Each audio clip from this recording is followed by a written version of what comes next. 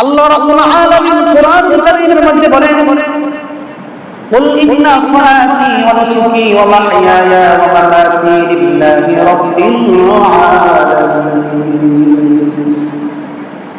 আল্লাহ রাব্বুল আলামিন রাহমাতাল লিল আলামিন মুহাম্মদ রাসূলুল্লাহ সাল্লাল্লাহু আলাইহি ওয়াসাল্লামকে উদ্দেশ্য করে বলতেছেন, হে নবী আপনি বলে দিন, কুল আপনি বলুন, ইন্না সালাতি আমার নামাজ, ওয়া নুসুকি আমার কুরবানি, ওয়া মাহইয়ায়া আমার বেঁচে থাকা, ওয়া মামাতি আমার মরণ, লিল্লাহি রাব্বিল আলামিন এই সব একমাত্রই কেবলমাত্র আল্লাহর জন্য। নামাজ পড়বো আল্লাহর জন্য, রোজা রাখবো আল্লাহর জন্য, কুরবানি করবো আল্লাহর জন্য, বেঁচে থাকবো সেটাও আল্লাহর জন্য, মরণ জেনে করি সেটাও যেন আল্লাহর জন্য হয়। তাহলে এই যদি সব আল্লাহর জন্য আমল হয়, সেই আমলগুলো আল্লাহ তাআলাই কবুল করবে। এজন্য আমি আয়াত তেলাওয়াত করেছি। এই আয়াতটা হলো সূরা সাফ। আল্লাহ রাব্বুল আলামিন কোরআনের মধ্যে বলেন, قال فبعزتك لأغوينهم أجمعين إلا عبادك منهم المخلصين। আমল যদি ইখলাসপূর্ণ হয়, দেখেন এই আমলটা যেই ব্যক্তি ইখলাস নিয়ে আমল করে, অর্থাৎ একমাত্র আল্লাহর জন্য করে, এই ব্যক্তিকে শয়তান ধোঁকা দিতে পারে।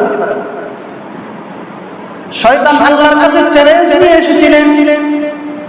শয়তান বলেছিলেন, লা আতিয়ান্নাহুম মিন বাইনি আইদিহিম ওয়া মিন খালফিহিম। শয়তান বলেছিলেন, যখন আল্লাহ তাআলা জান্নাত থেকে যখন শয়তানকে বিতাড়িত করে দিয়েছিলেন, শয়তান আল্লাহর কাছ থেকে প্রতিজ্ঞা নিয়ে চ্যালেঞ্জ নিয়ে দুনিয়ার মধ্যে এসেছে, রাজ করেছিলেন, আয় আল্লাহ জান্নাত তো আর পাবো না, কিন্তু আপনি জেনে রাখুন দুনিয়ার মধ্যে যাওয়ার পরে আমি আপনার বান্দাদেরকে, আদম সন্তানদেরকে এমন ভাবে আমি ধোঁকা দিব। কিভাবে ধোঁকা দিব? লা আতিয়ান্নাহুম মিন বাইনি আইদিহিম, তাদের সামনের দিকে আসব, তাদের পিছন দিক থেকে আসব। শুধু তাই নয়, তাদের ডানে তাদের বামে আমি শয়তান, আমি চতুর পাশে জাল পেতে থাকবো।